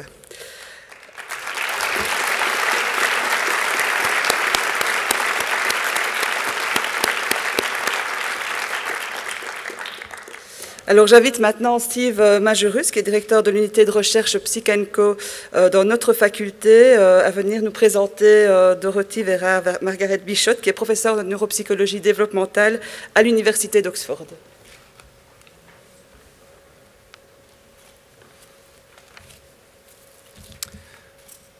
Dorothy Bishop et la magie du langage. Le langage, son développement et ses troubles nous apparaissent sous une lumière nouvelle et surtout plus éclatante depuis que la professeure Dorothy Bishop docteur et chercheuse de l'Université d'Oxford, en a fait son cheval de bataille. Les éclairages sur les troubles du langage sont multiples. Les recherches de Dorothy Bishop revêtant un aspect interdisciplinaire avancé, en alliant méthodes comportementales, génétiques et en neuroimagerie. La professeure Bishop a su donner ses lettres de noblesse à un domaine scientifique qui, avant les années 90, était encore relativement peu exploré. À côté de ses nombreuses publications scientifiques, dans des journaux scientifiques parmi les plus prestigieux, faut-il le dire, je voudrais également souligner l'importance de ses livres. Ces livres, tels que l'ouvrage Language Development in Exceptional Circumstances de 1988, ont été extrêmement influents pour la neuropsychologie de l'enfant, la logopédie et la psychologie du développement. Mais la professeure Bishop est également une chercheuse clinicienne très influente, ayant contribué énormément à la prise en charge des troubles du langage.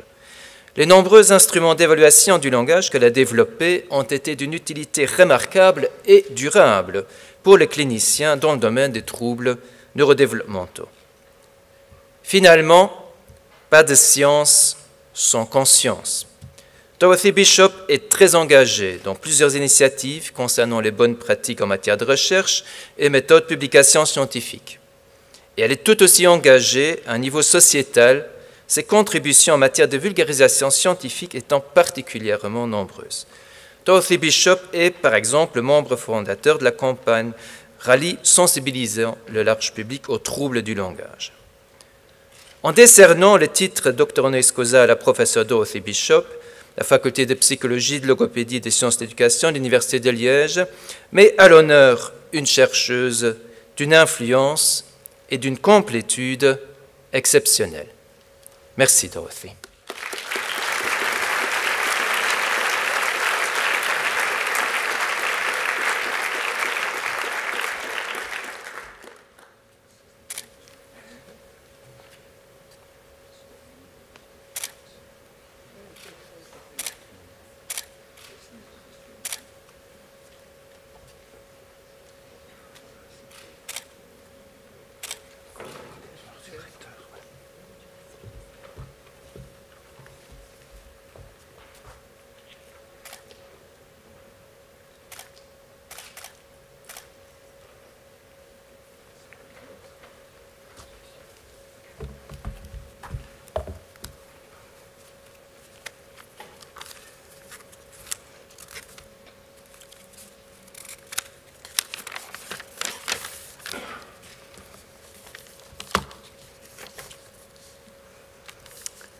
Je suis particulièrement reconnaissante de me voir offrir autant d'honneur par l'Université de Liège, malgré les bouleversements politiques et de ces dernières années qui ont conduit à la situation lamentable de Brexit.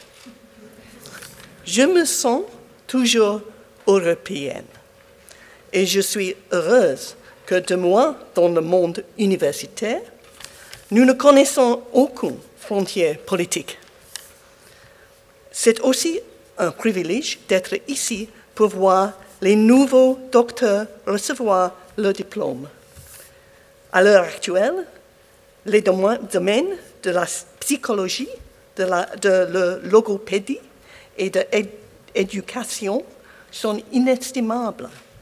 Nous avons de nombreux défis politiques, médicaux et environnementaux. Et pour les résoudre, nous avons besoin de personnes qui comprennent les facteurs sociaux, cognitifs et émotionnels qui déterminent le comportement humain et la façon dont nous pouvons aider nos enfants à apprendre à être résilients et raisonnables face aux défis auxquels nous sommes tous confrontés. Un doctorat, c'est un projet énorme et je suis sûre que beaucoup d'entre vous ont eu des moments où vous avez douté de pouvoir le porter jusqu'à son terme. Eh bien, vous l'avez fait et il est maintenant temps de célébrer. Félicitations à vous toutes et tous.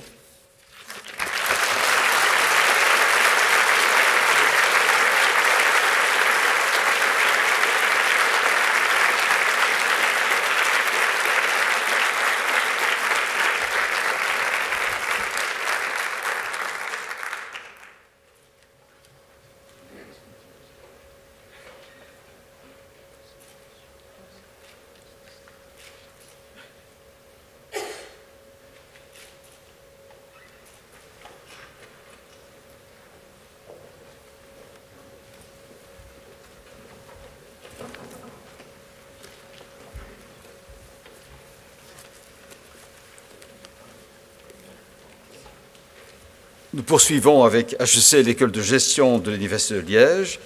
J'appelle son doyen, le professeur Wilfried Lyssen, son docteur de causa, M. Peter Capelli, et le parrain de celui-ci, le professeur François Pichot.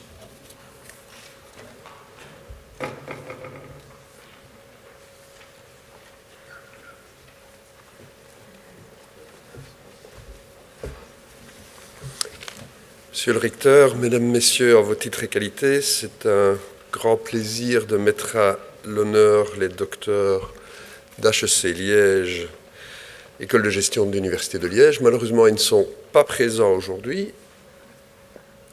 Sont donc docteurs avec thèse d'HEC Liège, Monsieur Alessandro Beretta d'Italie, Madame Sophie Fauconneau Dufresne, Madame Fanny Fox et Madame Aurélie Soutens. Mes plus sincères félicitations et un grand remerciement aussi pour les collègues qui les ont encadrés et félicitations à leurs proches.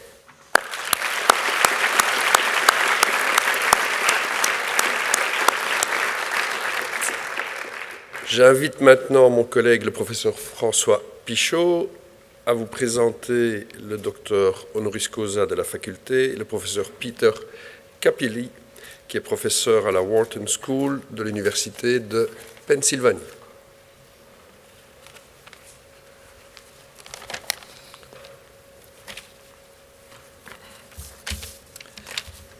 Peter Capelli est professeur de gestion et directeur du Center for Human Resources de la prestigieuse école de gestion de l'Université de Pennsylvanie à Philadelphie, la Wharton School.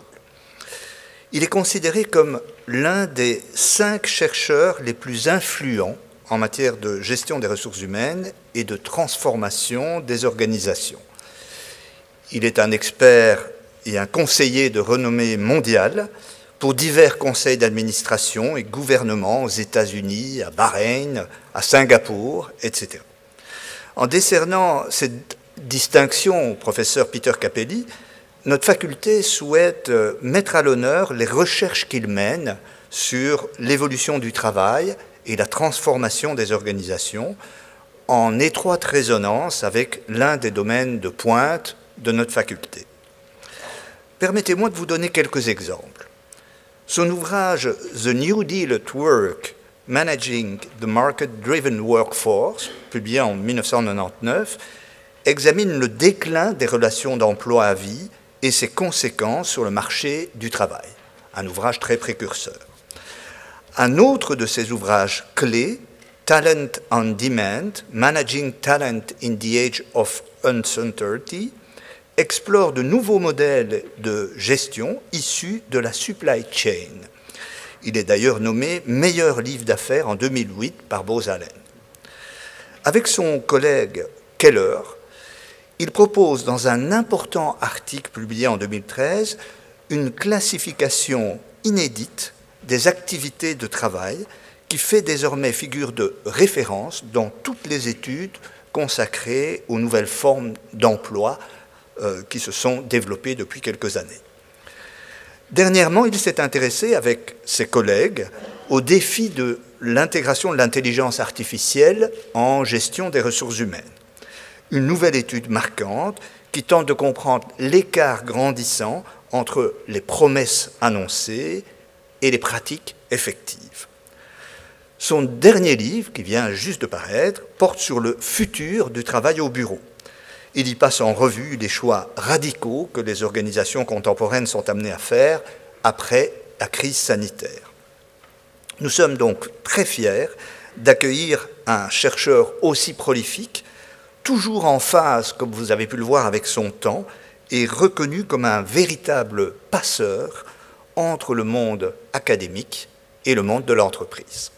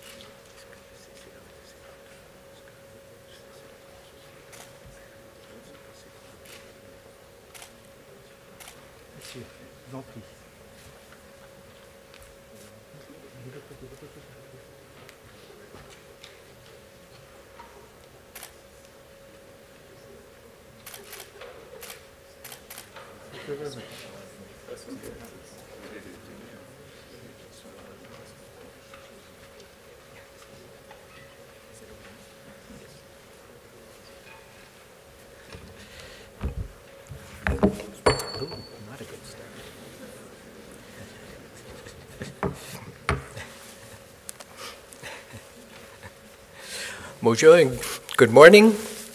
American English this time. We're doing the tour of the world.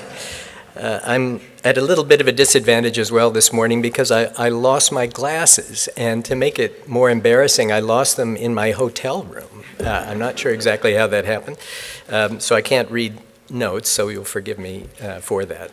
But it is a great pleasure and a privilege to be here with you today. I appreciate this honor, and it's also a great privilege to be able to speak to the graduates, wherever they are, out there.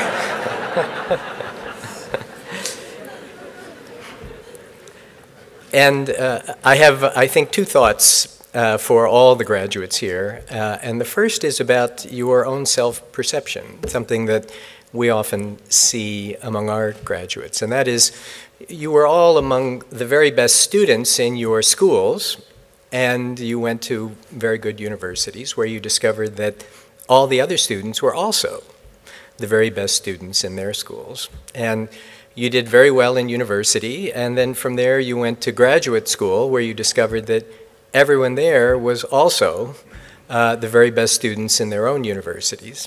And now at this point you have succeeded and made it to the end and gotten a doctorate, which of course is a difficult thing to do, but now you're surrounded by everybody else who has doctorates, right? And it's easy to find that as you keep achieving, you don't feel any better. And the reason, of course, is you're comparing yourself to better and better and better groups. So the advice that I offer my own students is to go back to your original school and look at those kids and see how they're doing, and you'll feel much better about yourself after that. The two pieces of career advice, the first, I meant to talk about this even before the rector mentioned it, was this idea of so what? And that is, I think it is important for us to be able to explain to your uncle at dinner what it is you do and why it matters. It shouldn't be that difficult to put it in some perspective for them. In terms of practical career advice, the people who I find in the social sciences who have the most distinguished careers are those who can explain something for the first time, the first one on a topic. So it's also good career advice. And the second thing, which I think all our colleagues here know, is that it's very difficult to keep working on topics that you personally don't care about, right, that you're not that interested in. But that doesn't have to mean that you love the topics that you're working on. Sometimes great motivation comes from things that irritate you, right? Something you think is wrong and that you want to straighten out, right? So there's an infinite world of opportunities of things you either like or hate that can motivate you in your careers. It can be a wonderful career, and I think most of us here would say it has been for them. We congratulate you on your achievement, and we look forward to you having distinguished careers as well. Thank you.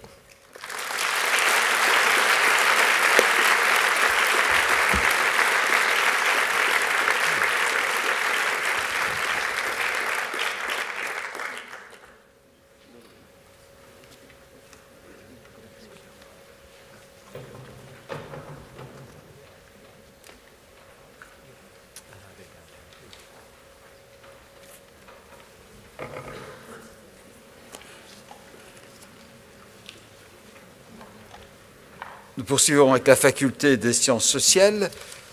J'appelle son doyen le professeur Frédéric Schounars, le doyen de la faculté.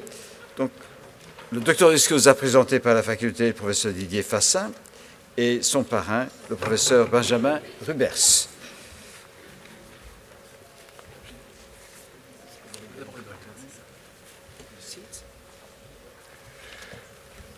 Voilà, monsieur le recteur, mesdames et messieurs, en vos titres et qualités, je me joins bien évidemment avant toute chose aux félicitations qui ont déjà été largement adressées à tous les doctorantes et doctorants ce matin. Évidemment, le tour de force qu'ils ont réalisé est remarquable et il faut bien sûr les féliciter. Pour la faculté des sciences sociales, j'ai l'honneur de proclamer docteur à thèse Papi Bonkena Bokombola, République démocratique du Congo, Shannon Damery, États-Unis d'Amérique, Céline Urnor, France, Larisa Viridiana Lara Guerrero, Mexique, Anna Livia Marchioni, France, et Colline Rondeau, France. Je pense qu'une doctorante est parmi nous. Elle vient solennellement vers nous.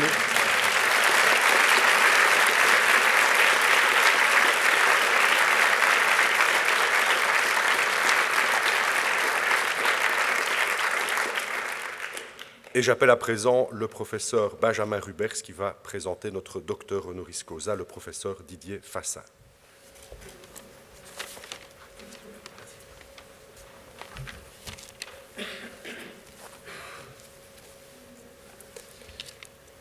Médecin, anthropologue et sociologue, Didier Fassin est actuellement professeur à l'Institute for Advanced Study de Princeton, aux États-Unis. Il a d'abord réalisé des recherches sur le champ médical au Sénégal, la lutte contre le sida en Afrique du Sud et les inégalités de santé en Équateur. Au début des années 2000, il a reporté son attention vers la France, où il a mené des enquêtes sur la gestion des demandeurs d'asile, la police des quartiers et le monde des prisons. Et sur chacun de ces différents terrains, il est parvenu à s'imposer comme un auteur de référence très largement cité. Didier Fassin est l'auteur d'un nombre impressionnant de livres et articles en français, en anglais. Et malgré la diversité des terrains et des questions qu'elles abordent, ces publications se caractérisent par une forte cohérence. Elles relèvent en effet d'une même problématique, celle du gouvernement des personnes qui sont vues comme indésirables. Une problématique que Didier Fassin aborde à chaque fois en portant une attention particulière au corps, aux affects, à l'éthique, aux inégalités face à la vie et à l'histoire. Enfin et surtout, les travaux de Didier Fassin présentent la particularité d'être en prise avec l'actualité du moment. La lutte contre le sida des années 1980-1990, les interventions humanitaires des années 90-2000 et le tout sécuritaire des années 2000-2010. Donc autant de questions qui cristallisent ce qui apparaît à chaque fois comme l'ère d'une époque. Et loin de l'essayisme qui entoure très souvent ces questions, Didier Fassin les aborde en prenant appui sur de très longues recherches ethnographiques, ce qui lui permet de développer une analyse qui est particulièrement solide, mais aussi critique et vivante, qui ne laisse personne indifférente. Donc ces publications démontrent de manière tout à fait exemplaire, à mes yeux, l'éclairage que les sciences sociales peuvent apporter pour comprendre, mais aussi transformer le monde dans lequel nous vivons. Merci.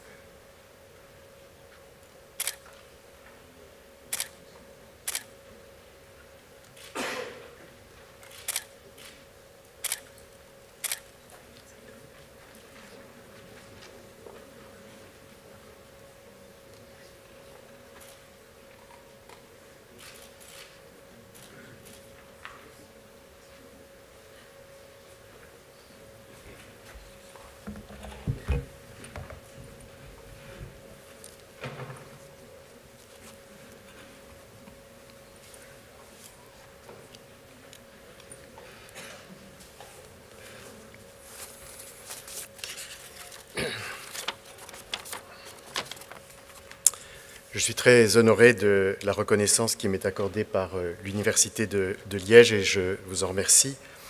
J'ai donné hier une conférence sur les risques du métier de chercheuse et de chercheur en sciences sociales, mais nous sommes aujourd'hui réunis pour parler des plaisirs du métier, de ceux que étudiantes et étudiants en licence, puis en master, enfin en doctorat, vous avez éprouvé en découvrant tout ce que la sociologie, l'anthropologie et d'autres disciplines pouvaient vous aider à comprendre des sociétés contemporaines, en explorant à travers les textes des mondes qui ne vous étaient pas familiers, en lisant des autrices et des auteurs qui vous conduisaient à réfléchir à des questions que vous ne vous étiez pas posées, en conduisant vos propres enquêtes de terrain et en traduisant, non sans souffrance, en un manuscrit qui vous vaut d'être ici aujourd'hui.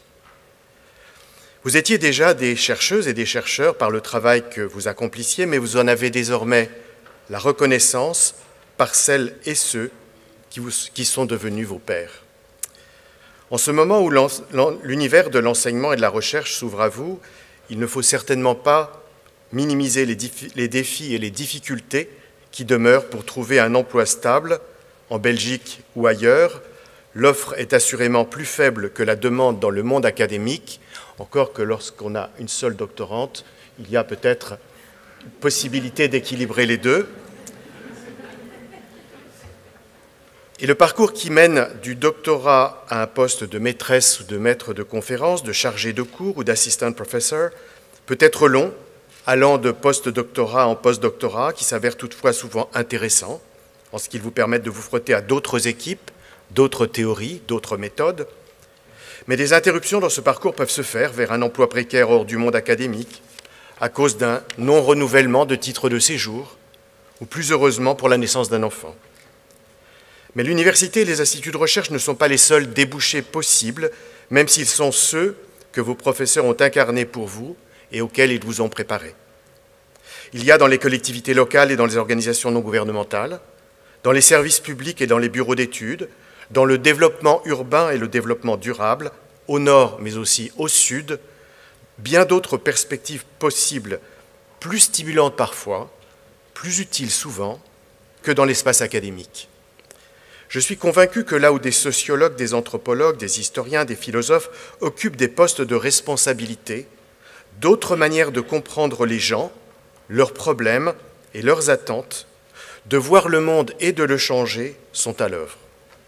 C'est dire que quel que soit le métier qui sera le vôtre, quelque activité dans laquelle vous vous engagerez, ces années passées à explorer les sciences sociales, à étudier et à enquêter, à développer un esprit critique, vous auront nourri et transformé. Pour ce futur qui s'annonce plein d'espoir, je l'espère, je vous adresse donc à toutes et à tous mes vœux les plus chaleureux.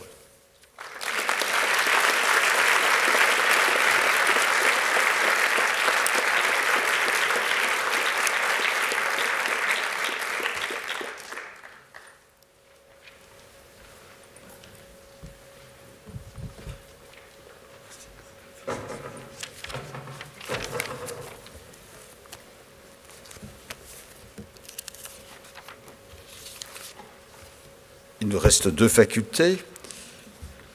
D'abord, Jean Blou Agrobiotech. J'invite donc son doyen, le professeur Frédéric Francy, à nous rejoindre. Le docteur Honoris Causa, présenté par la faculté, Dr Q Dong-Yu, n'est malheureusement pas présent aujourd'hui. Et j'invite aussi le parrain de la docteur Honoris Causa, qui n'est autre que le doyen Frédéric Francy.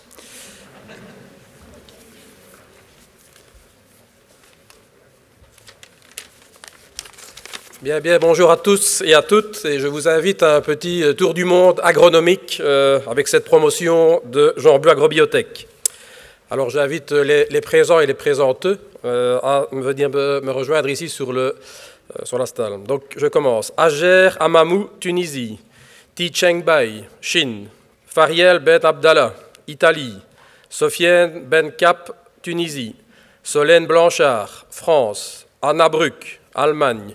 Bouy Tilam, Vietnam, Vincent Cantreuil, France, Anne-Catherine Dalc, Marie Davin, Estelle de Bouver, Pauline Delay, Doti Wang Diem, Vietnam, Pierre Dumortier, Eyenga Manga, Cameroun, Xia Dongguo, Chine, Donghan, Chine, Feina Hu, Chine, Amin Kades, Tunisie, Diana Laforgia, Italie, Simon Loest, Margot Lonioul, Ngo Trung Tan, Vietnam, Nguyen Thi Thanh Hin, Vietnam, Nguyen Van Hoang, Vietnam, Jérôme Perrin, Parisa Rafiani, Iran, Abdul Sar, Bénin, Jia Song, Chine, Julie Werlings, Tiang Wang, Chine, Jingwu, Chine, Dong Sue, Chine, Abdou Zouré, Burkina Faso.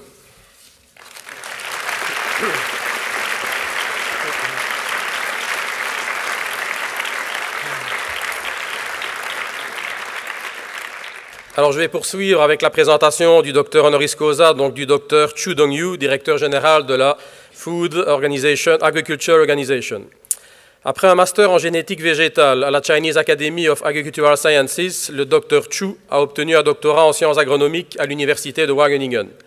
Il a assumé diverses charges académiques dans le développement des filières du riz et de la pomme de terre. Il a ensuite dirigé plusieurs structures administratives pour finalement assumer la fonction de vice-ministre chinois à l'agriculture et aux affaires rurales.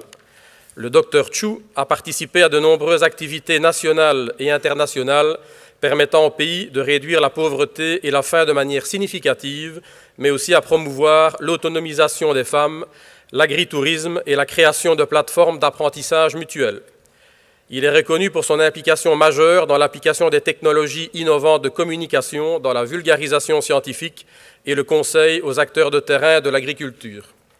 Sur base du développement d'applications sur les téléphones mobiles, le Dr Chu est l'initiateur pour plus de 400 millions d'agriculteurs de l'utilisation des smartphones comme nouveaux outils agricoles.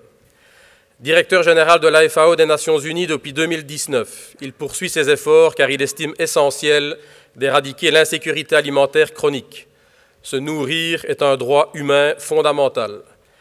S'adressant aux dirigeants politiques lors du dernier sommet du G20, il a déclaré « Il faut croire en la science, l'apprendre et l'appliquer, et concevoir des modèles d'activité novateurs, ajoutant que les 4 R, réduire, réutiliser, recycler et remplacer, devaient servir d'orientation fondamentale aux décideurs. » En attribuant ce docteur honoris causa, Jean Bleu Agrobiotech souhaite mettre en avant l'alimentation face aux nombreux défis à relever et illustrer les collaborations avec la FAO et la Chinese Academy of Agricultural Sciences pour une agriculture durable au niveau mondial.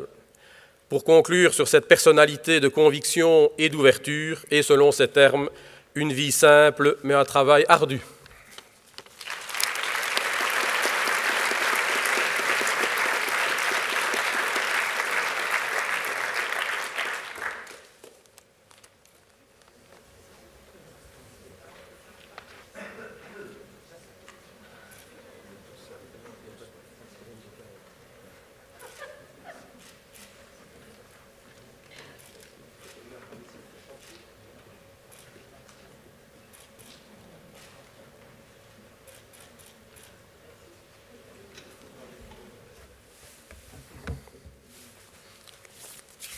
En l'absence de notre DHC, je vais poursuivre et conclure avec les quelques félicitations sur nos diplômés docteurs, pour celles qui sont présentes, et pour tous les docteurs également qui sont parmi nous. Nos félicitations pour la force de votre engagement, la beauté de vos réalisations et la sagesse assimilée à travers les professeurs et chercheurs avec lesquels vous avez collaboré. Rien n'est solitaire, tout est solidaire. La suite de cette intervention sera illustrée de plusieurs préceptes confucéens. En début de thèse, chacun d'entre vous a pu partager cette idée. Je ne cherche pas à connaître les réponses, je cherche à comprendre les questions. Initié à la démarche scientifique, vous avez appréhendé l'idée de ne vouloir rien rejeter absolument. L'empirisme implique que la plus grande gloire n'est point de tomber, mais de savoir se relever chaque fois que nous tombons. Essai-erreur, est-ce une démarche normale? La vraie faute est celle qu'on ne corrige pas. Vient alors la rigueur scientifique dont vous avez fait la preuve. On s'égare rarement en s'imposant soi-même des règles sévères. Vous êtes à l'aube d'une vie professionnelle passionnante. Les défis sociétaux en lien avec l'alimentation, l'agriculture et l'environnement sont énormes. C'est votre personnalité et votre dynamisme qui donneront sa pleine valeur à votre titre de docteur. L'expérience est une lanterne attachée dans notre dos qui n'éclaire que le chemin parcouru. Pour conclure, ne vous souciez pas de n'être pas remarqué. Cherchez plutôt à faire quelque chose de remarquable. Et surtout, gardez en tête qu'on se lasse de tout, sauf de comprendre.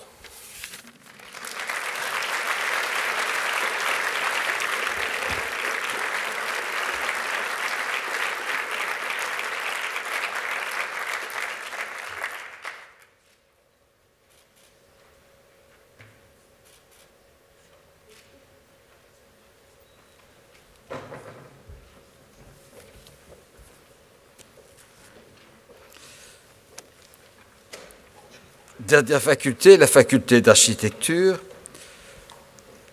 qui cette année 2020 n'a pas diplômé de docteur, mais qui honore aujourd'hui un docteur honoris causa. Donc j'appelle son directeur Jacques Defer, le docteur honoris causa présenté, professeur Christine Younes, et le parrain de celle-ci, Stéphane Davance.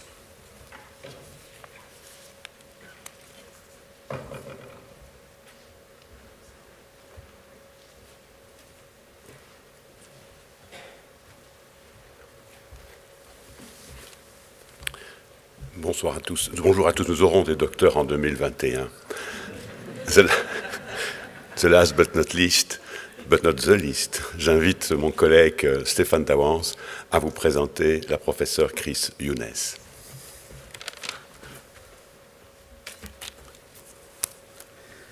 Bonjour à toutes et à tous. Dans les contes de fées, il y a souvent une fée marraine qui permet à l'histoire de bien finir, autrement dit de se terminer par « Ils vécurent heureux et firent plein de petits docteurs et de petites docteurs ».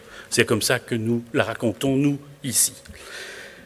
Aujourd'hui, c'est une de ces fées que la faculté d'architecture voulait à tout prix célébrer, tant pour la beauté de son parcours académique que pour la confiance et le soutien qu'elle nous a accordé en 2010, moment où la faculté d'architecture est devenue faculté d'architecture, quand nous apprenions à chercher comme on apprend à marcher, en mettant patiemment un pied devant l'autre et en prenant lentement un peu plus d'assurance. Et quelle meilleure marraine que Chris, qui a reçu en 2019 de l'Académie d'architecture la médaille de l'enseignement et de la recherche, célébrant justement son engagement pionnier dans la mise en place de la recherche doctorale dans les écoles d'architecture françaises. Philosophe, Chris Younes est professeur à l'École spéciale d'architecture de Paris et professeur émérite de l'École nationale supérieure d'architecture Paris-La-Villette. Fondatrice du groupe d'études et de recherche philosophie et architecture urbain, elle préside le réseau international thématique Philo. Elle est également membre du conseil de l'Association européenne de l'enseignement de l'architecture et membre fondatrice de l'ARENA, l'Architectural Research Network. Je ne pourrai pas vous citer ici les publications et les prix prestigieux que Mme Younes a multipliés, mais vous trouverez évidemment ça très facilement sur Google. Retenez que dans ses travaux, elle a fondé les bases d'une anthropologie spatiale à la croisée des concepts comme nature et culture, patrimoine et création contemporaine, éthique et esthétique. Mais retenez surtout que notre jeune faculté lui doit beaucoup, notamment la fondation d'un séminaire de philosophie et d'architecture qu'elle nous a inspiré par son enthousiasme, l'organisation il y a quelques mois encore d'un colloque international intitulé « À quoi pense architecture ?» et plus que tout, sans doute, pour nous, en tout cas, pour Chris et pour moi, la mise au monde d'une docteure, Céline Bodard, qui incarne on ne peut mieux cette amitié intellectuelle entre Liège et Paris. Chris, si tu le permets, je présenterai Céline comme notre enfant symbolique.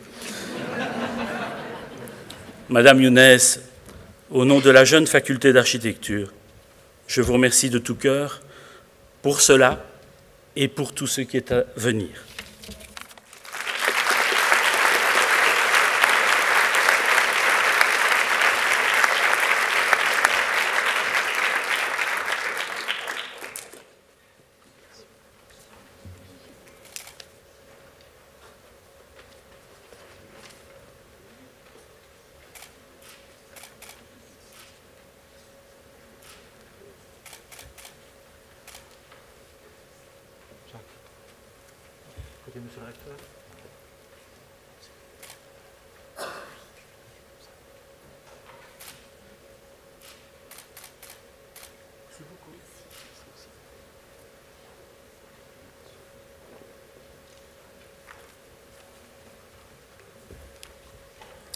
Bonjour à chacune et chacun.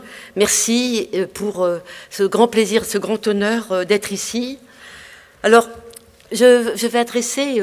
Ah, pardon, je vais enlever avec plaisir le masque. Alors, toutes mes félicitations, évidemment, à chaque docteur. Finalement, je souhaite à chacun, chacune, une bienvenue. C'est vraiment ce que j'ai envie de dire, une bienvenue dans cette aventure humaine planétaire de la recherche qui démarre pour les docteurs dans le monde académique, mais qui est évidemment, comme on a pu le voir, et c'est, je crois, qui est vraiment nous réjouit, qui me réjouit, qui est faite vraiment de diversité. Et pour moi, la recherche, la science, c'est quand même encore un peu une utopie, puisqu'elle se veut traverser les frontières, traverser les disciplines, traverser les langues, et de mettre en commun, en fait, les savoirs. Alors, je voudrais aussi insister, et cela a été souligné, à quel point la recherche est difficile, mais à quel point c'est aussi un délice. Et je crois que tout docteur, en fait, il est traversé par ces différents courants. La recherche, j'ai envie de dire que c'est un élan vital. C'est vrai que Bergson avait parlé de l'élan vital pour rendre compte, en fait, de ce qui caractérisait certainement l'espèce humaine. Mais je pense profondément que ce travail de la recherche est inscrit dans un élan vital, individuel, collectif, de comprendre, produire des connaissances, partager les connaissances, apprendre des méthodes, réinventer des méthodes, ouvrir de nouvelles disciplines, en fermer d'autres, parce que ça, c'est aussi extrêmement intéressant. C'est vrai que l'architecture est un peu une nouvelle discipline dans le monde académique. Il y en a d'autres qui ont disparu, c'est un peu comme certaines étoiles. Donc je pense que c'est vraiment cette grande force qui donne toujours cet élan à la recherche, qu'elle est portée finalement par une multitude de chercheuses et de chercheurs. Alors je voudrais terminer par une conviction, parce qu'évidemment je n'ai pas de conseils à donner à tous ces doctorants et à toutes ces qui arrivent et aux docteurs qui ont déjà fait un grand pas dans la recherche. Mais je voudrais dire que j'ai la conviction que la civilisation humaine est à un seuil aujourd'hui. On est vraiment à un passage où on ne peut pas se passer de la recherche, toutes les formes de recherche. Donc ça en appelle encore et encore à de l'ouverture, à de la discipline, c'est certain, de la discipline, mais aussi de la discipline scientifique, de l'imagination, mais aussi un fort engagement, je pense, responsable dans la mosaïque de la recherche. Je vous remercie beaucoup.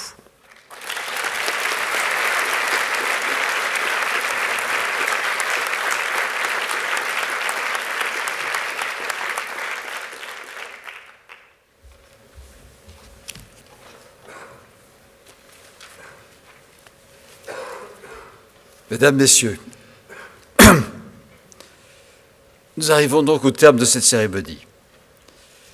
Avant de dire quelques mots de clôture, je voudrais demander, quand j'aurai terminé, au nouveau docteur de Escosa de me rejoindre ici. Nous ferons une photo de groupe et nous sortirons ensemble de la salle. Maybe I say this in English so everybody can understand. So, for the newly appointed honoris causa doctors, when I finish this small end of session speech, please join me here. We'll take a group photograph and we'll leave the room together. En clôture de cérémonie, je vais faire ce que déjà beaucoup ont fait avant moi, c'est féliciter nos nouveaux docteurs.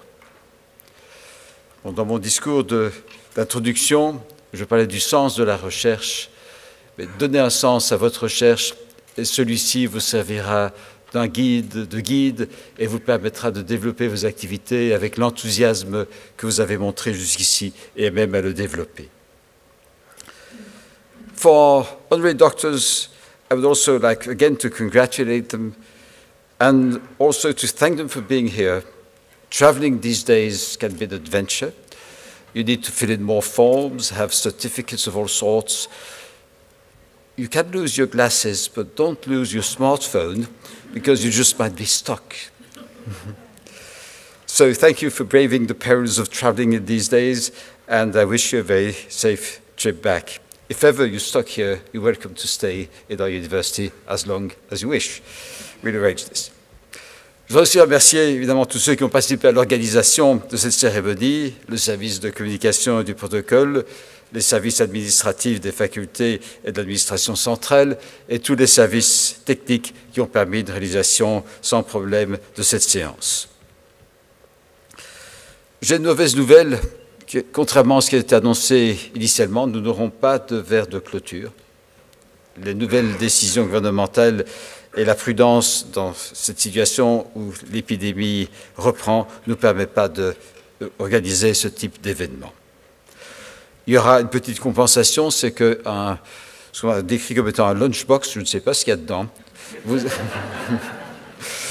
Je n'ai pas testé, mais vous attend, donc n'oubliez pas de le prendre avant de quitter la salle. Maintenant, on n'a pas de verre, mais ça nous n'exclut pas de pouvoir parler, discuter, mais en portant le masque. Évidemment, parler en portant le masque, c'est possible, même si c'est plus confortable sans. Mais boire un verre avec un masque, ce n'est pas possible.